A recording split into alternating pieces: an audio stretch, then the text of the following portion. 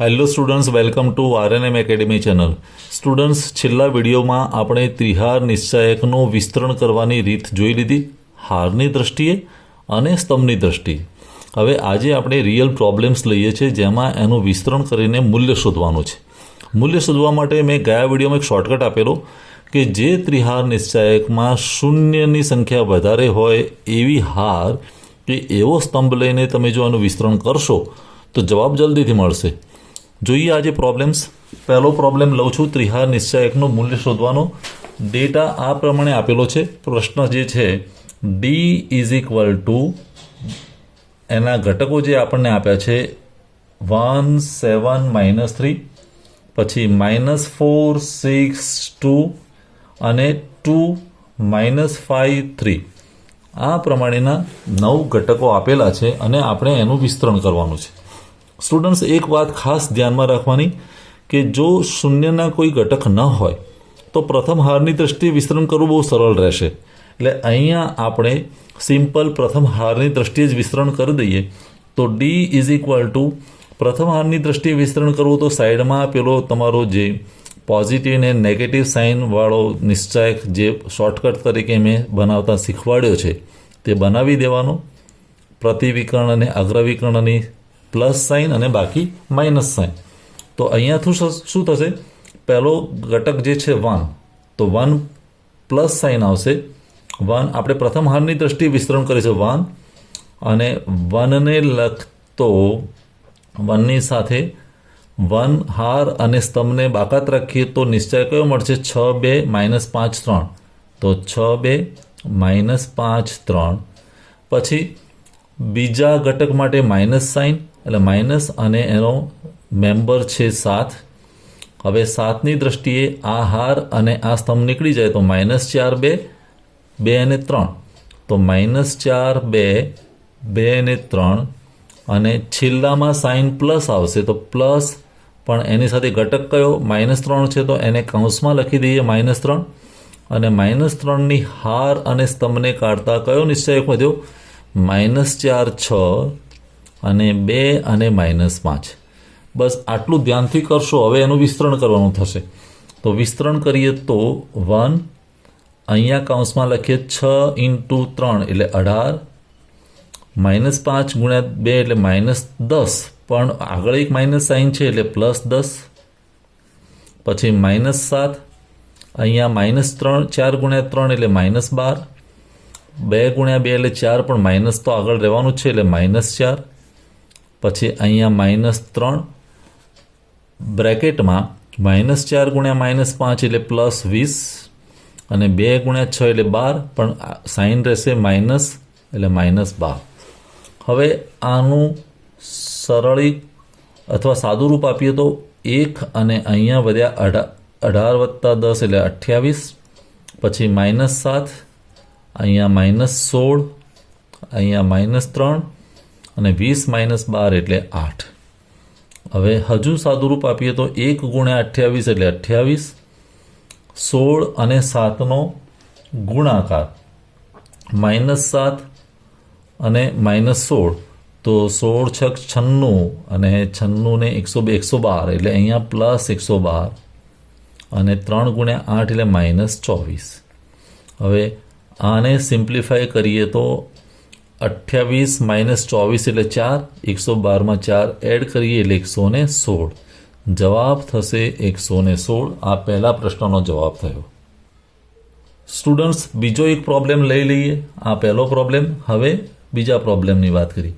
બીજા પ્રોબ્લેમમાં ડેટા આપેલો છે ડી ઇઝ ઇક્વલ ટુ, પ્રશ્ન આ રીતનો છે, ડી ઇઝ ઇક્વલ ટુ 0 8 0 2 6 7 4 -5 3.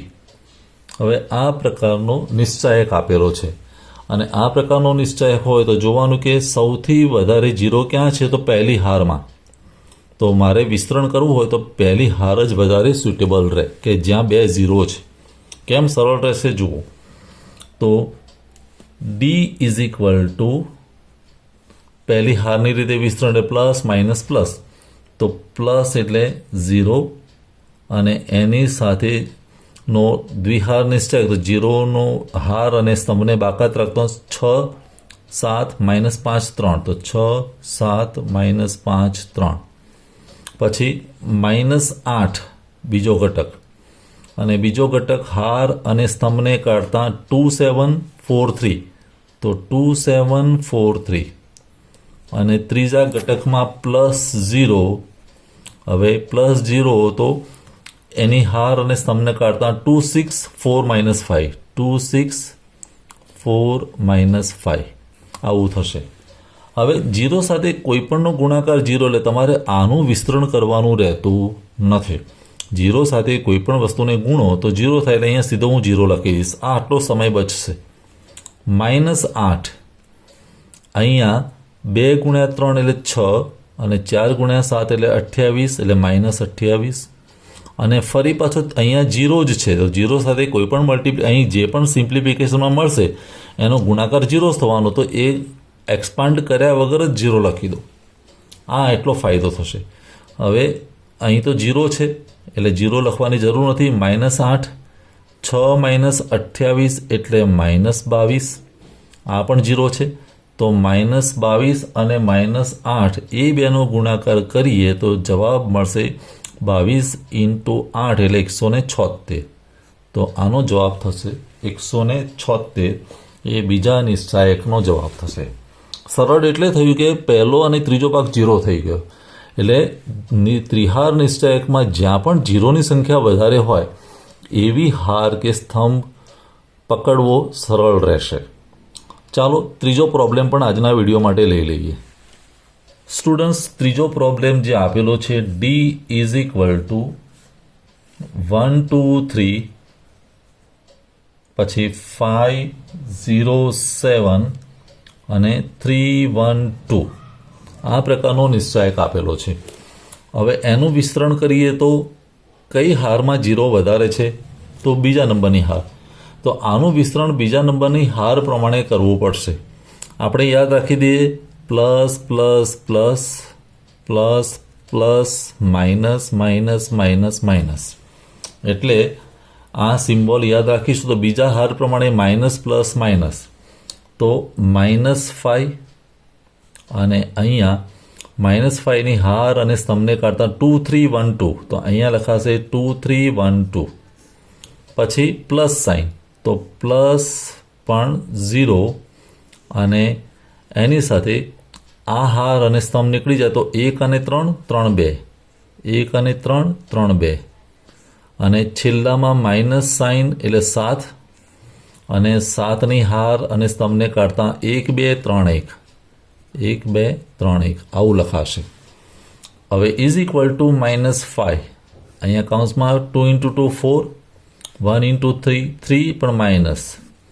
પછી આ ભાગ 0 થઈ ગયો એટલે સીધો 0 લખી દો.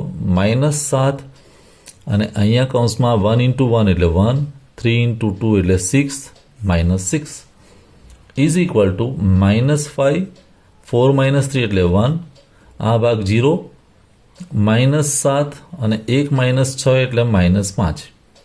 તો અહીંયા -5 × 1 એટલે -5, અને -7 -5 એટલે +35. 35માંથી 5 ગયા એટલે જવાબ આવશે 30. તો ત્રીજા પ્રશ્નનો જવાબ થશે 30.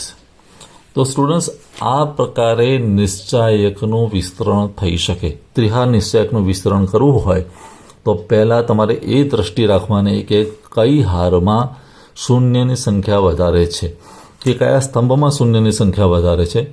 પછી તમે વિસ્તરણ કરશો તો ઝડપથી એનો જવાબ મળી જશે. આઈ હોપ ત્રણેય પ્રોબ્લેમ આજના વિડીયોમાં જે ચર્ચાયા એ તમને સમજમાં આવ્યા હશે. કોઈ ક્વેરી હોય, ક્વેશ્ચન હોય તો કોમેન્ટ સેક્શનમાં લખજો. ફરી મળીશું નવા વિડીયોમાં નવા ટॉपिक સાથે. Thank you for watching. Thank you very much. अगर आपको ये वीडियो पसंद आया है और आप मेरी चैनल पर नए हैं तो प्लीज मेरे चैनल को लाइक कीजिए, शेयर कीजिए और सब्सक्राइब जरूर कीजिए. Thank you very much.